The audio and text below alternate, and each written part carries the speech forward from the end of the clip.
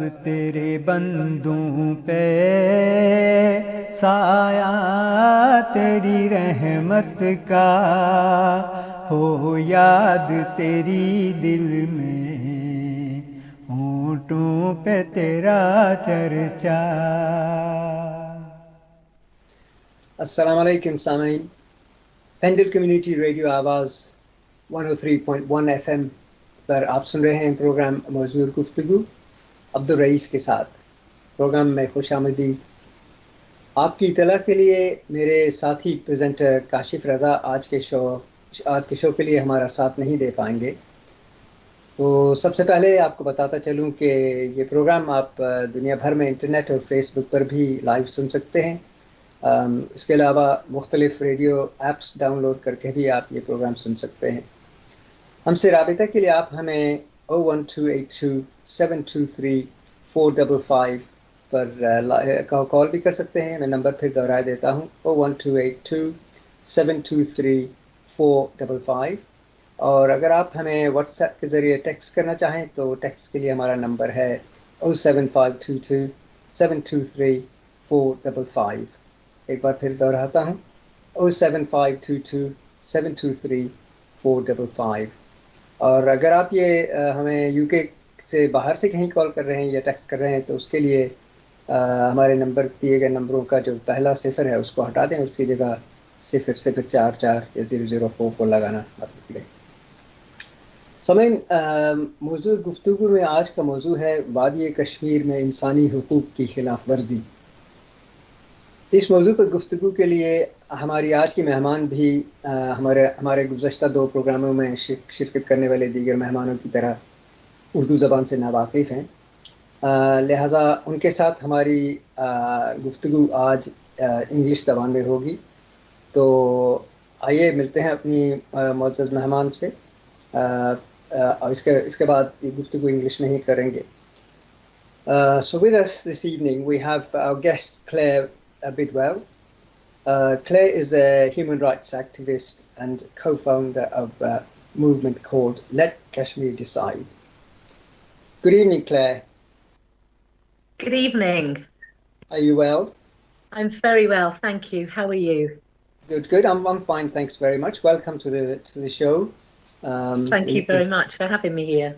That's all. We're looking forward to an hour of conversation and hopefully information for our listeners.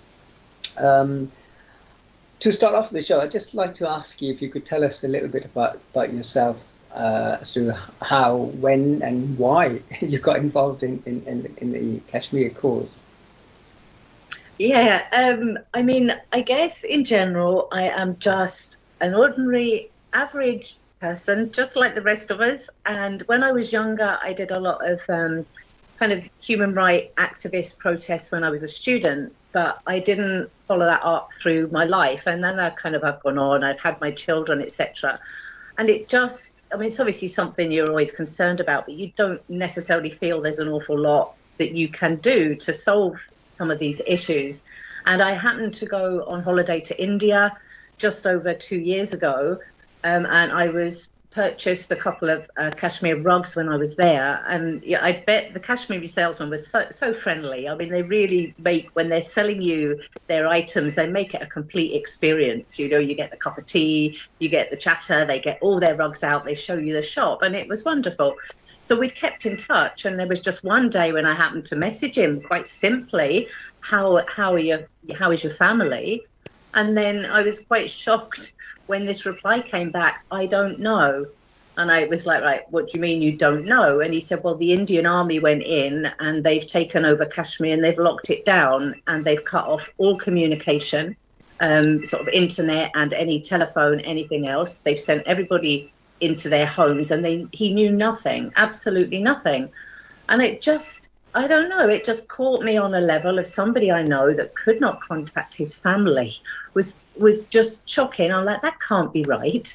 So I looked for I looked around on the news for it. I was looking in newspapers and there was nothing. So I had to go delving into social media, and I came across the story on, like it was MPs' websites and things. So that's explored it into. I think as a teacher, I'm a primary school teacher teaching children their human rights. We have a human rights award, and they're taught every one of their articles and their rights. And I'm looking at this situation thinking, well, we're teaching these rights and we have these rights in the wonderful United Nations. Why are they not being honoured? And then obviously I realised the whole story behind the Kashmir issue, but I was fueled by such a sense of injustice that I wanted to do something about it. Right. And the thing is that, this is the sad part, that for 74 years, the Kashmiris have struggled. And yet, on the world stage, most places, they've never been heard of.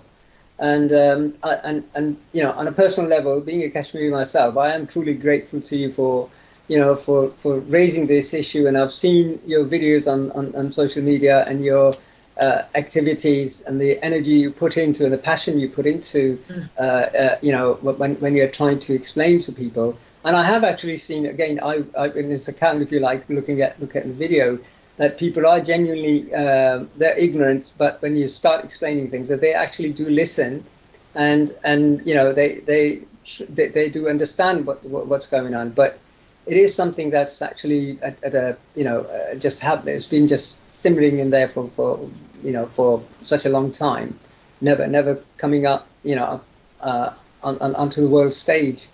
So thank you for actually bringing that up in the first place.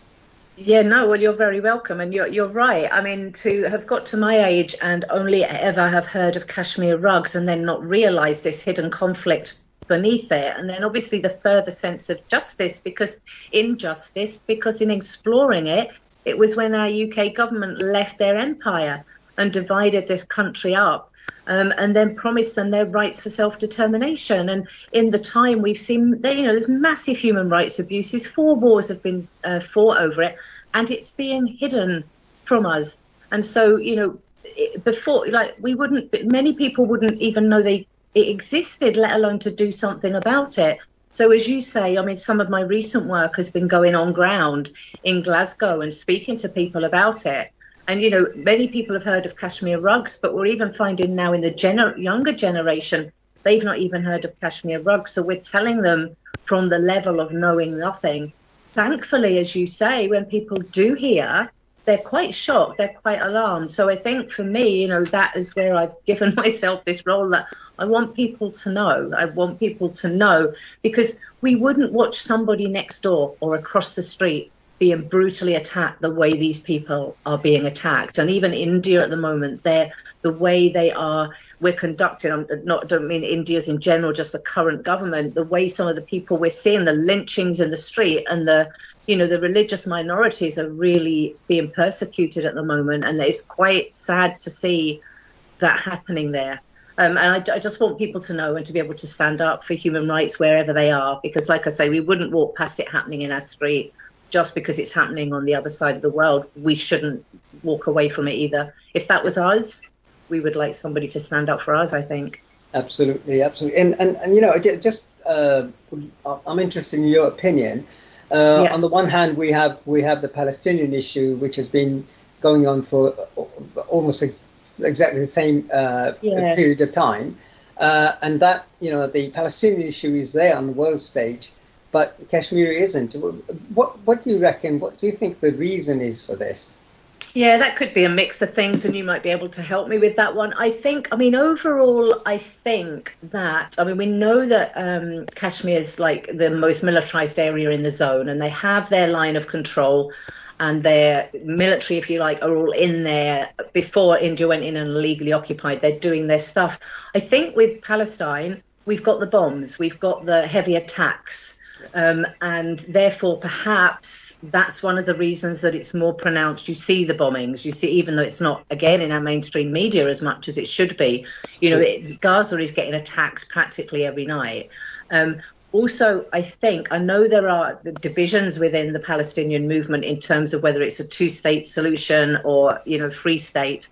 But I think there's a lot of political division, divide and rule within the Kashmiri situation, which is made it very complex. The Palestinians, they've really mobilize themselves, and people have been in and helped them on the inside to either handle weapons or, defend themselves against army. They've really organized themselves and mobilized themselves well, and they've built that solidarity globally. And so I think for me there that lots of different things attributing to it. I think perhaps the other one with Kashmir is that we have India. I mean, I know Israel are a big power as well, but India so much being a strong economical country and everyone wanting to use, go through India being powerful, that it suited the status quo to keep that quiet. I'm not completely sure. I mean, they're my guesses.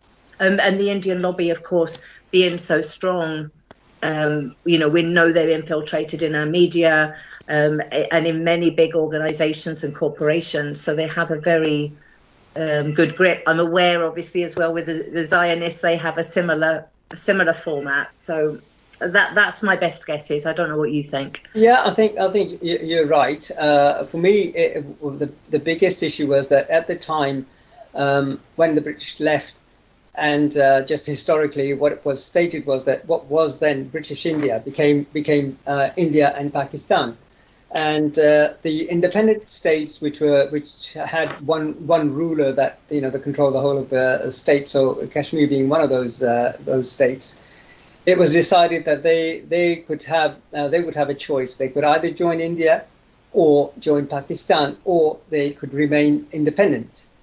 And the problem with Kashmir was that the ruler was a Sikh, and the majority of population at the time were Muslims, and so you had this natural sort of alliance, if you like, that the population would join Pakistan, and hence India was worried about that, so they made a deal with the ruler of Kashmir, and decided that that's it, we're going to take Kashmir, and then the war broke out, and what was left then, of course, Kashmir got divided into several parts. There's in the north we had China taking parts of it, and then you had the what is the state of Jammu and Kashmir, that was then taken over by India, and what we call Azad Kashmir, that was like supposed to be a buffer zone. The Gilgit-Baltistan side of the state, that was taken. It was just like, it is now supposed to be another temporary interim province of Pakistan. But this Azad Kashmir has had a unique sort of status, yet no status at all, in the sense that Kashmiris don't have a voice. They looked at Pakistan to represent them in the United Nations and other places. And of course, instability in Pakistan since its independence has meant that they have not been able to do as much as they could have done. But now, over the years, we've got the Kashmiris are such a divided nation now. You get some people who want total independence. You get others who say, Muslim brothers, Pakistanis, who want to be part of them. And then, of course, in Jammu area, where you've got the Hindus, they want to be part of India. So we got this mixed group, and what people, organizations, and people like myself are saying is, give them the right to decide, self-determination. If they want to join Pakistan, fantastic, or India, or if they want to be independent, whatever their choice is. But in the meantime, of course, there's a lot of stuff going on in the background. For example, in India, that there are demographic changes going on now. The Muslims in the valley of Kashmir are being killed, women raped, and people being forced to leave the country and come as refugees into Pakistan. Yeah, and I think, isn't it? Yeah, what you're saying there is about we've got the human rights issues that are going on here, and that political divide is coming and impacted on it. And I think where you're saying there, that's what kind of Let Kashmir Decide is about, is trying to unite above the politics, because while that's going on, the human rights abuses, and like, you know, with India changing the demography, they're going through Kashmir at the rates of knots. Yes. And if this isn't resolved, you know, they're going to lose Kashmir. But the main thing, of course, is the human rights. And that's what concerns me. And I think, you know, one of the challenges in my work has been looking to try and unite the divisions, but it's very difficult. But to try and get that energy to come above it and focus on the human rights. And I think that's, you know, where I'm trying to go with my work in a way of raising awareness amongst the UK, against the global community, and having a movement like Palestine is because these people are suffering in beyond unimaginable ways. I mean, we're looking at genocide. And the way India have, you know, they've closed down Amnesty International, so that Amnesty International have not been able to go in. There's no human rights envoys allowed in. You know, the journalists are being silenced. Affairs are being issued against them. All the Kashmiri leadership are in jail. We've got 8 million people plus more being silenced, and they don't have a voice. And so I think in my work, my role, it's about trying to raise up those voices.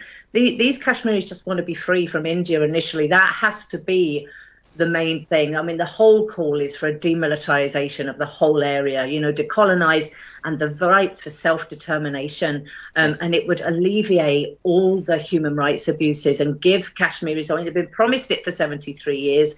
Yeah. It's a basic human right. It's indigenous people are due this right. And I think, you know, with all the respect in the world to all the international violations, etc., that are being broken, nobody's taken any notice of that. It's wrong anyway. What is happening is wrong. Whether there's a rule written down or not, we know the way these people are being behaved. And I do think there's an onus on ordinary people like us to wake up from our comfy lives and worrying about the weather and the potholes and think, hang on a minute, you know, is another mother going to wake up today and lose her son? You know, they're doing all these, it's under the guise of terrorism. So they're constantly killing off the young lads at the moment. You know, it's another mother, another son, another day. And we're worried about whether we get to the shop in time to get our lottery ticket. And it's about each, you know, I would love everybody, each and every person to just ask themselves, well, what can I do? Even if it's one small action where somebody can look at an article and read about it, or maybe they could write to their member of parliament if they do know something about it, or, you know, reach out for Kashmiri organizations and find out what they can do. And it's just about, we shouldn't, you know, when something like that is going on, any of us that aren't doing anything about it, then we're as guilty as being involved in it. It's very sad. It is. It's tragic indeed. And you know, I joined one of the Kashmiri groups on Facebook for a short period of time because I thought they have something positive to say. And all I found, you know, we talk about bickering. All I found was people were just criticizing each other, you know, each other's viewpoint, and it just it was getting so, you know, kind of abusive, and I had to exit out of that. I thought, no, I don't need this. I don't want to be part of this. Yeah. And this is one of the problems we have. And you know, what I want to ask you is, in terms of the Kashmiris living abroad, and in particular in the UK, what do you feel that you know, that they need to do, then, you know, as people living in free world, in order to bring this issue you know, on the forefront of world politics? Yeah, I think there needs to be, I mean, overall, I think they are doing a good job, you know, and they are starting to realize that this is not out with the Kashmiris, that it's stuck in between them. And there are lots of, you know, we can't change everything overnight. You know, the old saying, Rome wasn't built in a day. And I can see a lot of people taking steps. I can see there's encouragement when they do look around and see people working. But for me, one of the biggest ones then is this unity. So when I first came into this and I wanted to find out, I had this, it was just an overriding feeling that I wanted the troops to go get the troops out of India. It was like, right, I'm going to take the world with me and we're going to get the troops out. Yeah. But then when you look at the logistics, we've got boundaries, people have got their jobs, we can't do it. So that set me off on this idea of, right, okay, I can have an event it would have had to be Muzaffarabad, we'll have an event in Kashmir, and we will stream out onto streets, and people can, it was like going to be a tea theme, solidarity, people can have tea, with Kashmir and this event centred out. And so and it was a campaign idea. And on that campaign idea, I then met many Kashmiris like in the diaspora. And what I found is they were very welcoming, very embracing, very eager to share with me their news, etc. I was given opportunities to come along to Parliament, to speak at county buildings. They were very sort of embracing and then promoting that. But the difficulty has then been, I think the challenge is in then perceiving what I'm about and whether that division starts to come in because of the ideologies again. And I'm desperately trying to keep it at the human rights level. So really, there's some of them that they'll know they're doing an excellent job. They are stating democratically, we believe that Kashmiris should have their right for self-determination. So whether, as you said, whether they want to go with Pakistan or whether they want to go independent, they recognise, let Kashmir decide, a bit like in our political system. Just because one of our friends votes Conservative and we might vote Labour, you respect one another's choices and you move on with it, And somehow within this effort, there doesn't seem to be complete democracy at times. There seems to be, and so we had that massive challenge just recently, which we thought was a simple global solidarity, colour effort. We wanted everybody to turn profiles red, upload red, hashtag Red For Kashmir, so that we could alert the ordinary person to it for the 2-year anniversary since India locked down Kashmir on the 5th of August. Yeah. And then what transpired was 2 or 3 weeks before the date that, we'd done all the consultation, everybody was joining in. And then very sadly, 2 or 3 weeks before the date, there was suddenly this call for people to change the colour and go green. And it was like Pakistan supporters suggesting that, we all need to go green because Pakistan lost Kashmir and absolutely true. That may be true. But the sad thing is it brought in a division and what was meant to be, and obviously that needs reviewed. We can't just blame the people that did that because they obviously had their reasoning for doing that. But when we're trying to look at the human rights and our aim is to bring global awareness, these divisions then are very challenging. So, unity is key and finding that respect and common ground that they can build strength. And like I say, it's useful for me because I don't have the knowledge that half of these people have. They're amazing that they've kept this fight alive for 70 years. That's 3 generations and it's not been given up. And they've got, they know all the history, everything, all the complications in it. So any issues I come up against, I've got plenty of people, a whole network now of support that I can turn to. So they have many, many strengths. And certainly, I think COVID did stop. COVID did stop without a doubt. It, made things difficult. But I think we built in strength as a network on social media because of that. But now I think it's time to, get onto the ground, get out to the people, and the unity is key. There's a lot where they don't, and I can understand it. There's a lot of trust issues, who they trust, etc., because it's been going on so long. And I guess the mistrust is dealt with them. But what it means is that there's I tend to work openly, honestly, and transparently. Then that way, I've nothing to hide. I am who I am, and anybody can see anything they want about me. I guess what I've learned with this Red campaign was that people use what we'd done, what we'd initiated, and then, took ownership of it in a different way. So I guess I can see that might teach you to be more possessive about what you're doing so that it's not manipulated and used in the wrong way. But I personally would like to see there should be nothing to hide. Everything should be open, honest and transparent as to what's happening, why they're doing it. And for me, I would like to see that, more transparency and more unity. Absolutely. You mentioned the 5th of August and your rally. I just wanted to ask you about that. It was supposed to be from Glasgow to Edinburgh initially, but I understand that it didn't go as far as Edinburgh. So perhaps would you like to tell us a little bit about the day itself? And your activity? Yeah, I mean, it was a really good campaign, actually. I mean, it went back to 2 years ago when the Indian government locked down Kashmir. The Kashmiris and the Kashmiri diaspora all turned their profiles red.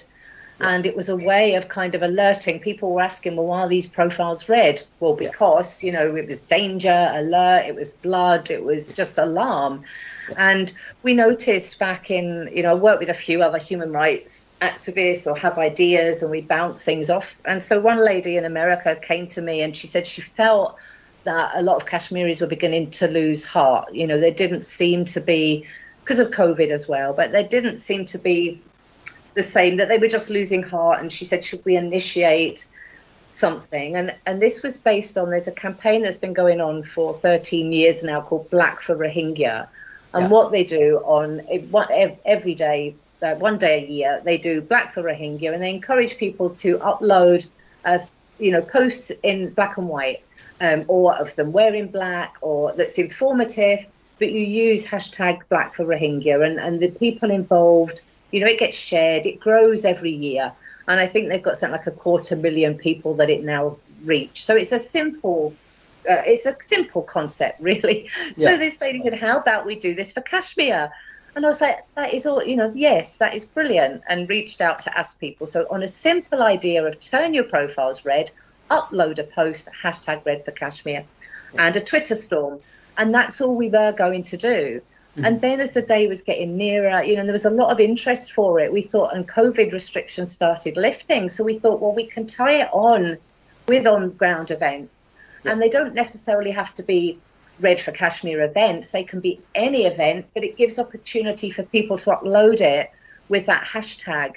And then you collect a kind of the database of support. Other people would see, oh, this Red for Kashmir is trending. Oh, this red is all over the internet. What's this? And that was essentially what it was about. So in the run up to it, we made, you know, it was a team of us and just people anywhere in different organizations. We wanted, because it had come from the Kashmiris, we really did want people to take ownership of the campaign themselves and run with it. So for myself, like with Let Kashmir Decide, that was then our campaign focus, right? We are joining the Red for Kashmir movement.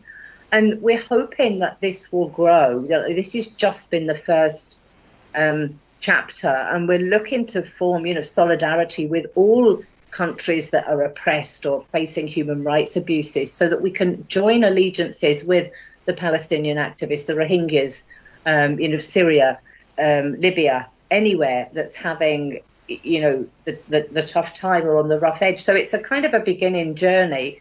So it did grow. It grew onto street events. So my day looked like, and this I think it was the same for a lot of people, I did a radio interview first thing. It was aired in South Africa about the day, what the events were. I was then on a 2-hour question time kind of style question and answer about Kashmir with politicians and respected Kashmiri community people. Did that for 2 hours, which was great. And then I went out to Glasgow for our demonstration, and we had a mixture of people, you know, there. And that for me is the important bit, that you know, the different mix and that unity and that opportunity to say, right, how are we going to, it's solution focused. It's how are we going to raise the awareness, you know, stand in solidarity. Yes, we can all do that, but what are we actually going to do about it? So, and then for me, obviously, recording the event and sharing that out means that you're reaching beyond the people on the streets as well. So you've got people walking past, hearing you, they see the flags, you just let that awareness out. It was quite emotional, the day, to be honest, because it suddenly brought back to you the reality of the injustice, the abuses, and why you're there, and how lucky we are in comparison to, you know, what these people don't have, or, you know, and what we have. So and then it was a case, the rest of the day for me was uploading. Many people were sharing around their videos, their clips, and so I felt that, you know, feedback that I've had from people, it says they saw it on saw it on social media, they saw their post, they shared the post. So it was very much about that. And then even now, I think actually speaking to you about it is kind of like my last, commitment.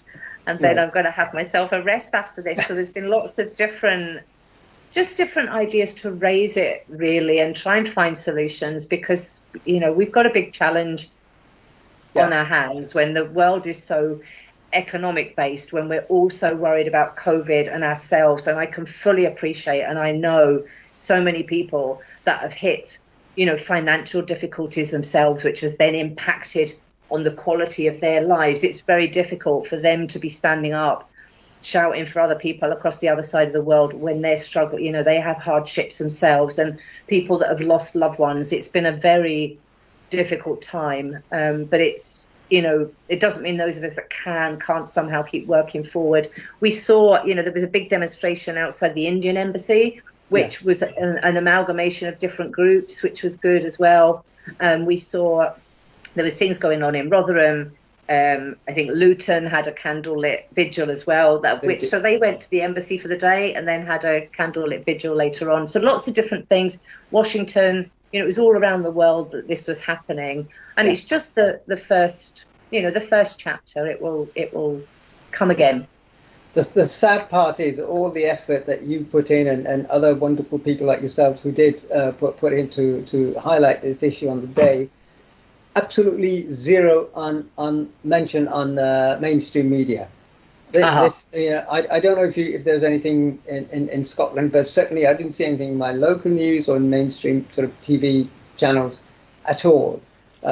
Asian channels, yes, Pakistani-based channels, yes, but nothing on, you know, on BBC or ITV or any of those. Absolutely, channels. And I mean, that's something that we have a challenge with as well, of course. So I mean, what I've done, I now have in my work, I have all the email addresses of all the Scottish press.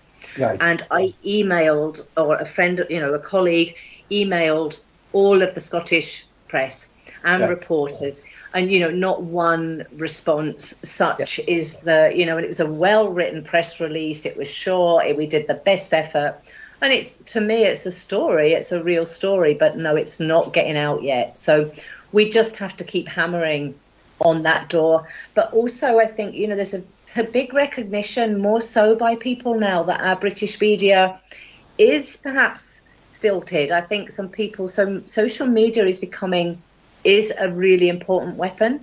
Sure. I've also seen channels, you know, on YouTube or on Twitter and Instagram, where they call themselves the real news, the news you won't see on the television. And there's this kind of expose of, you know, you're being told what they want to tell you, you know. So we're all being fed Meghan Markle and Harry, and then when Posh comes out the woodwork and they start showing pictures of Victoria Beckham, that there's something somewhere they're covering up, you know. It's that kind of, they want to just at times, you know, we all like a little bit of light relief, but when it's covering things up, or big issues or real serious issues that impact on people, quite heartbreaking, to be honest. And I think for me, when I discussed what I kind of discovered, really, when I realised I didn't know about Kashmir, it was an injustice of, you've kept this hidden away from me all this time, and I maybe could have done something about it. And, you know, so, but I'm pleased with the connections I've made, and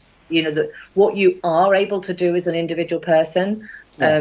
And it's just work, you know, waiting to see now what kind of impact that it can have. And but, you know, say the children of the future are still to come through, and, you know, the MPs of the next few years are still to come through. So we just keep trudging away and hope we can get the momentum, raise that awareness. And there are people working at the diplomatic levels, at United Nations, with the government. So and we can't do everything. You know, we know there's people doing human rights issues elsewhere. So we just choose.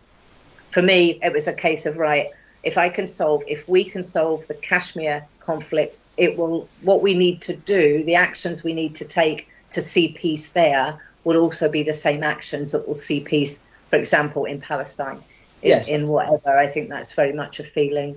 Absolutely. And I think, as you said, once you've established peace in one area of conflict, hopefully that will act as a you know, model for other places in a similar sort of situation. So it's the process that develops, I think, as we go. So you're meeting all the time and connecting with people that will hopefully get us there on our journey, you know, get to the end result. Absolutely. And we've spoken about Scotland, and obviously Scotland in itself is looking for independence from the UK government. We've had a few unsuccessful attempts, and I'm sure there'll be a few more in the future. But what do you find a certain amount of sympathy from Scottish people when you talk to them, when you explain to them about the Kashmir issue? Obviously, we can't make comparison in terms of Scotland is free in a sense, just the same as England is, or any of the other nations within the UK. We don't have any issues of human rights issues or anything like that. But do you think do you find people actually sympathetic or understanding because of their own view on Scotland? Yeah, I mean, those that stop to talk, yes. So, I mean, sometimes, and it's very difficult because, when I was growing up, if you see somebody with a leaflet or at a stall or a pamphlet, you walk around them, you try and avoid them, you're getting on with your life and you don't want disturbed. Yeah. So as an activist, it's very difficult when you're then in the street to get the balance between, so I'll have these leaflets, I'm near my stall and I'll just stand there. It'll be like, Free Kashmir or Help Kashmir. Yeah. And people look at you, go, no thanks, oh, no thanks. At least they're saying no thanks. But, the hidden element behind it and you're asking them to help and they say no. Yeah. And, if we can understand it, we've all been that person and so what happens is some people will take the leaflet, say thank you, and some will come over to hear. And generally before we talk about the independence, it's about the human rights. That will be, and they are. I would say I genuinely feel that the Scottish people care about human rights, they care about people's rights, and I believe that goes right through to our government. Our government are really quite outward-facing when it comes to human rights.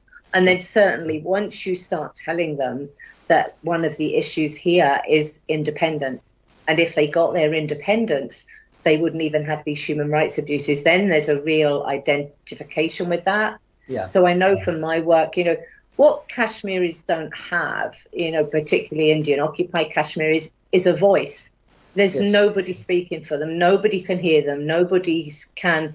So as common people, we're trying to be that voice, let people know, look, hey, we're suffering. This is how we're suffering. And it could be, we need them to get speaking. We need to find somebody that can speak to them. And it could be that does become a country. Another country could effectively step forward. There could be a peace process, like a mediation. And I know that Scotland at the moment devolved to the UK, so maybe it's not a possibility. But, countries that do want independence and do that, have that empathy and the skills that Scotland have, why not? So it's something within my work that, I'll be trying to explore and encourage. With regards to Scottish independence, I mean, for me, 3 years ago, I was like, Scottish independence, no way, no way. It's like we're united, we're with the UK, it's elitism, it's nationalism. And then slowly over the years, and particularly since, the Boris Johnson government came into power, and I don't think I'm the only one.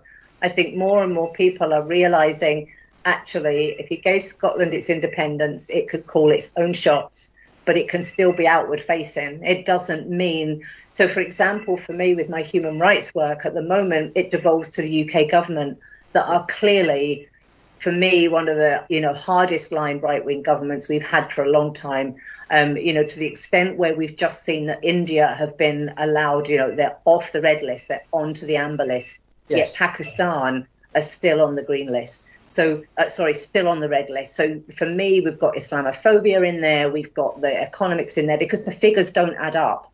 I've been reading this afternoon MPs writing saying we cannot tell our constituents why you've done this. It's just, and it stinks. For me, it's that old Shakespeare saying there's something rotten in the state of Denmark. So I know if I was to get the support of the Scottish government, which I do know I have in my MPs and SNP, that we can't go very far. We're stuck by the UK government. So as an individual that was always for unity, did not want to break up the United Kingdom, did not want to break up the European Union, to suddenly find herself thinking, actually, we would be, Scotland would be better. I would be more able to work effectively. And so it's changed the way I would vote, and I don't think I'm alone. And I think if we were given, I think if Scotland were given the vote, I think it would be a very different story, especially seeing if we only got one Conservative seat. I don't even know if we've got that. It's awash with blue. Yes. And the Nicola Sturgeon government, I mean, we get, free prescriptions. The children under 8 get free school lunches. There are some really powerful ways of living amongst them, which is very attractive. Is that the right word? So she's got a lot of support up here. So it would be interesting to see, but I think if they got their vote, I think it could be different. Yeah. Well, we'll probably be sidetracking if I talked a bit more about Scotland. I just want to bring you back to our topic, and we've got a question from a listener from Nelson in Lancashire, and the comment really, and then question. It says, we've seen many mass protests from various causes, whether it be Kashmir issue, Black Lives Matter, against racism, etc. Do you think protests work and actually make a positive difference? Good question. Yeah. I think they can. I do think they can, because it can raise awareness. So hopefully would raise an awareness. So at the moment, if there was no Kashmir protest, you wouldn't have any awareness. I'm going to go back to when I was a student. I was involved in the poll tax protests, and I was involved in stopping fox hunting protests. Yeah. And both of those then subsequently went on to be abolished, to be banned. I mean, obviously it's the work above it. Yeah. I think your protests can be about bringing together the solidarity and encouraging others that there are people standing up. I wasn't a big fan, and I wasn't a big fan of when the Black Lives Matter movement came out and threw the statues in the river. Yeah. Like, I understand why they were doing that. But I remember at the time thinking that the people in Kashmir, they're being died, they're being murdered and everything, and right now, and that the energy could be put towards helping them. I think this is where there's a big opportunity to link with Black Lives Matter, to link with Palestinians, because we all have that same, the passion. It's about the human rights. However, it's a very valuable, valid question in terms of, you can have, I think, things like candle vigils. I think you can hold like visual events where you maybe have a scene and you have, perhaps, Kashmiri children lying blinded, where people walk by and they actually get the experience of what it looks like. I think that there is an element to consider that protests, particularly if they're not being in the media, and then people are just sharing it internally, then yes, they are going to get overlooked. But I think, say, the idea of a car rally from Glasgow to Edinburgh had been a really good idea, because you pass people, and particularly for the Kashmir where it's not known, people, we're still at the raising awareness stage, where people, what's Kashmir? Who's Kashmir? Where's Kashmir? That's what we'd be looking for. I think these movements have to get bigger, because I think without a doubt the Palestinian one did make a difference, didn't it, with the ceasefire? But sadly then what happened was, everybody calms down again and they start letting off their bombs again. But no, I guess it's a bit of a mixed answer in respect that, they need to be done at the right time, in the right way and well, but accepting there are other ways to protest, I think, that can be more effective. I do like to think they make a difference where it counts, but as long as they're planned well and utilised well. I'm thinking it's, yes. Sorry, go ahead. Yeah, I was just going to say the Palestinian activists, the ones that go on the roof and lock down Elbit factories and throw paint, they're going right, not that I would do that, or, they are getting right to the heart of the matter. If you stop bombs going out of that factory, you're saving lives.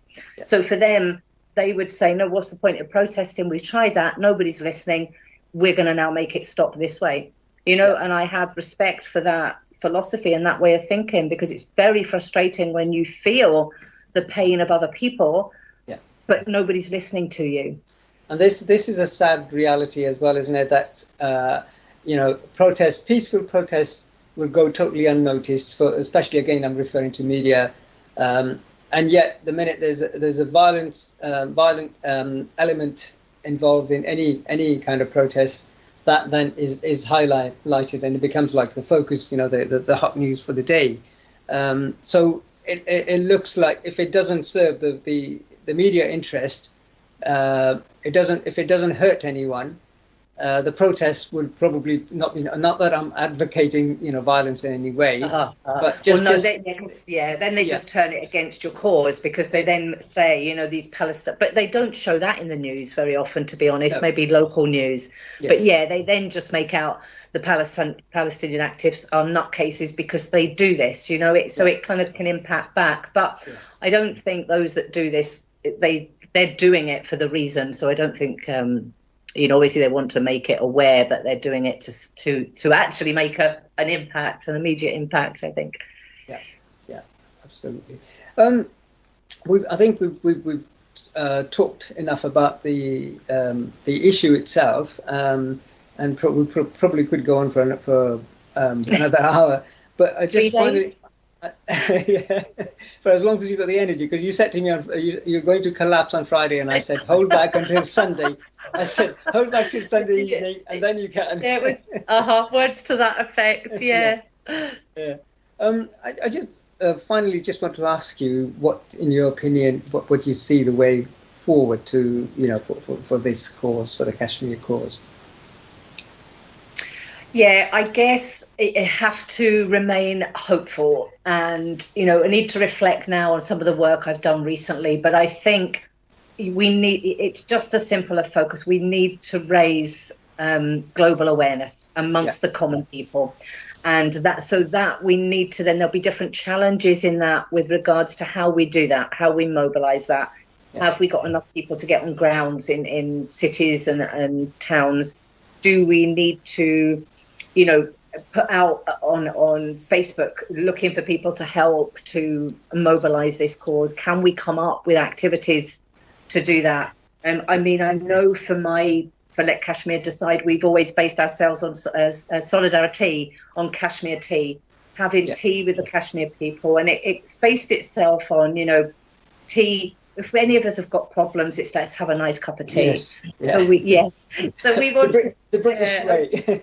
Let's have a nice cup of tea. So I think we're going to quietly push a campaign that is about people that do have the knowledge to find a friend on a day, one a week, maybe one a day, have a cup of tea with them and tell them about Kashmir. And then when you part ways, ask them to tell one more person. And then these cups of tea, the experience or just a cup of tea, could be uploaded to our Twitter page, Instagram page, shared in a Facebook group. And, so it's these little ways of, we need to raise the global awareness, but we've got to look at how are we going to do that? How are we going to come out with the echo chamber of those that know? And we're needing to reach the people that are, and I've been this person, where I've lived the life where I've, opened my curtains, got dressed, gone to work, come home, watched some telly, gone to bed, completely oblivious.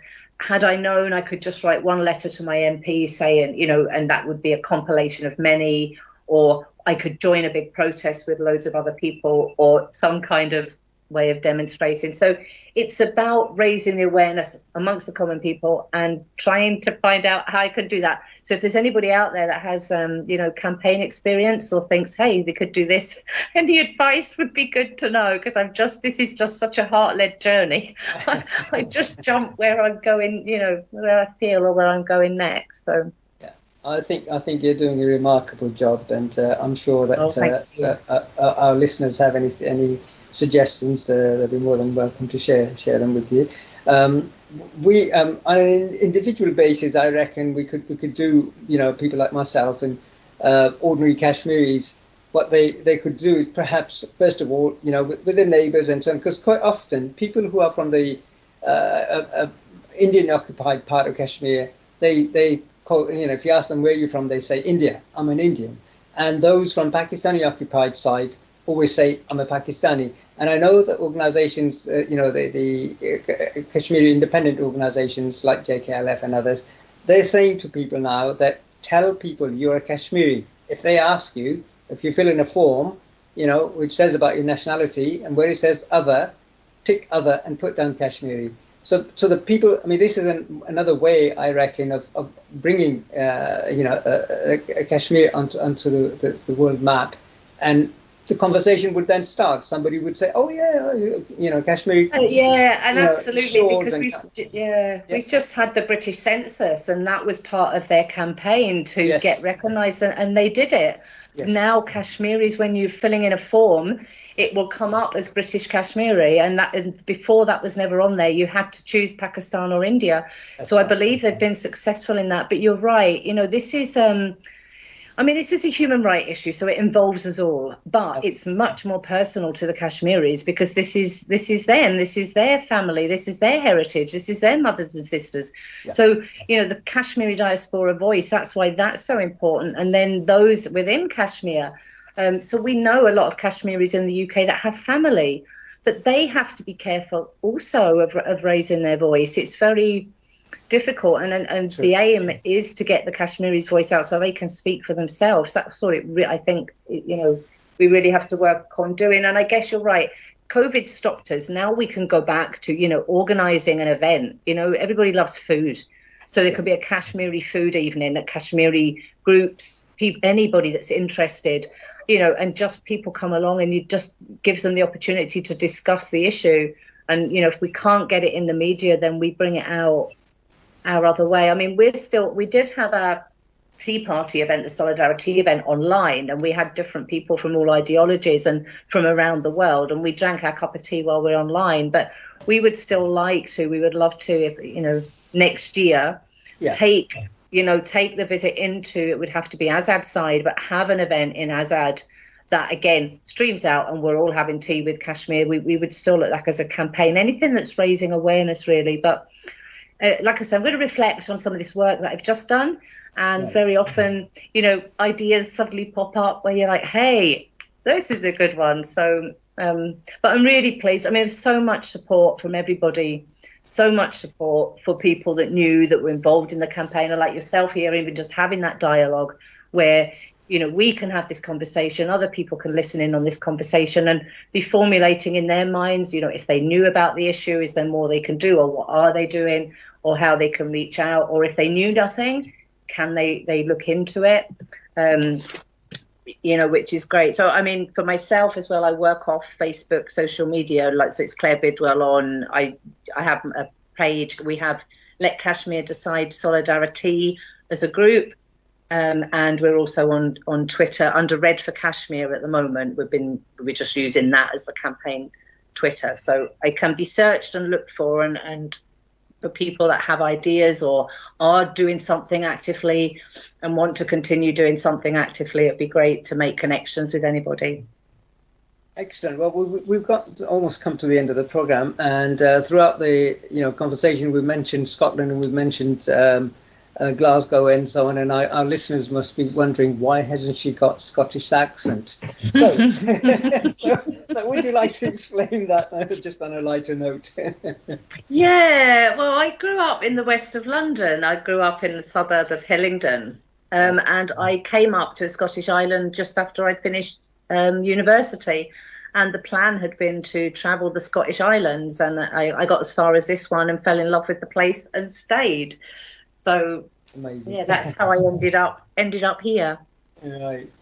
Well, I'm sure from what you're describing, you could probably draw a parallel with the northern parts of Scotland to the Kashmir Valley, because in terms of beauty, I think it's. I mean, it's lovely, and I think that's what I'd forgotten we were alluding to there. My grandfather was a member of Parliament in Southall for 26 years, so I grew up around him, and it became a town that was very multicultural, and my granddad, he always had his door open for people, so that people would come in at all hours of the day to chat to him about their problems, and I just took that in my stride, and never much to my grandmother's consternation sometimes. But I mean, I also saw the rough side of it. We once had by the British National Party had bricks thrown through his window once, and threatening letters and things, so they had to move house, and I was aware of that.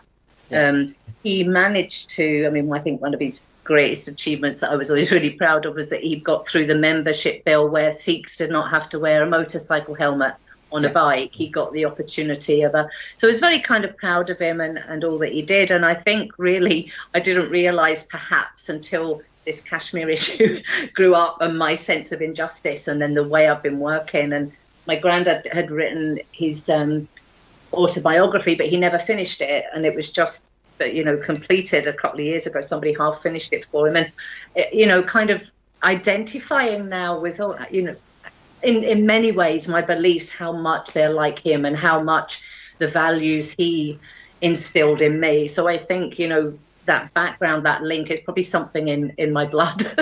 Well, I'm sure he'd be really truly proud of you, Claire. Just as much as we're proud of you, and we're grateful to you for, taking up this cause and for giving your time to come and talk to us on Pendle Community Radio today as well. And with that, we're coming towards the end of the show now. So thank you very much once again. No, it's been an absolute pleasure. Thank you so much. Thanks, Claire. Bye-bye. Thank you. Bye-bye. Bye. तो सामईन ये थी हमारी आज की मौजूद मेहमान clear बिडवेल, और ये कश्मीर के हवाले से गुफ्तगू कर रही थी, जो कश्मीर मज़ालिम ढाए जा रहे हैं उनके हवाले से, और ये अपनी बता रही थी कि अपने तो मनफरद तौर पे वो क्या कर रही हैं और हमें बता रही थी कि हम लोगों को भी क्या करने की ज़रूरत है। तो इसी के साथ प्रोग्राम अपने इख्तिताम को पहुंचता है।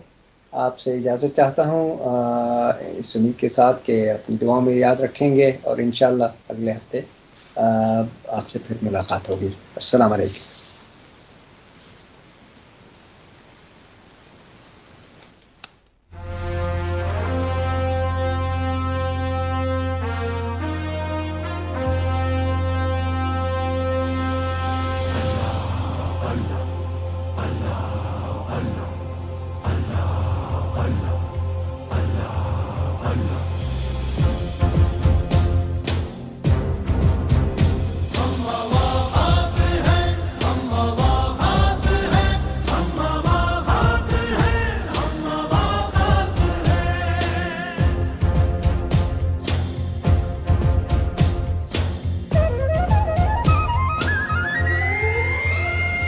जमीनों में है, आसमानों में है, हम मोहम्मद के अदना गुलामों में है। उनके साए तले, उनकी रहमत तले, उनकी बातों की पुरनूर खुशबू तले, उनकी चादर तले, उनके दामन तले, उनके पुरनूर गुंबद के साए तले, तर्जुमा है जहां में अखुवत के हम।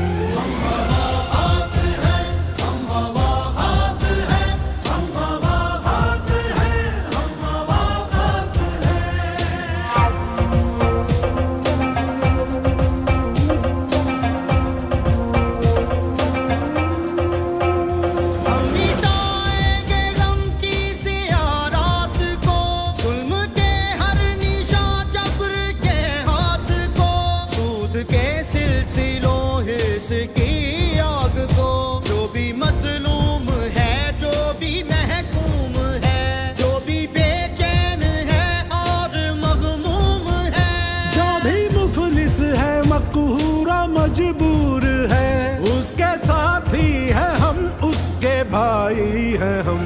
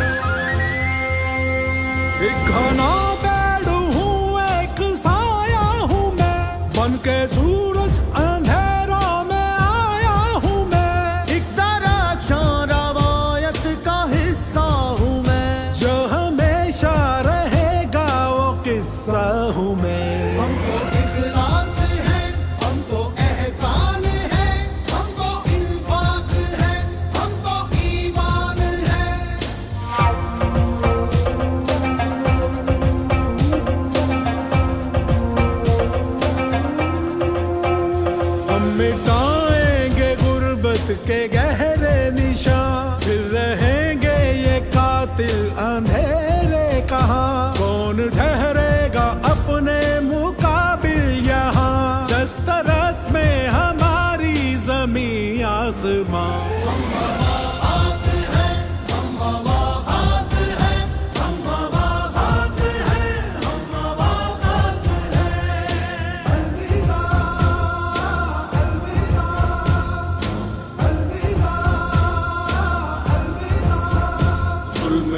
रात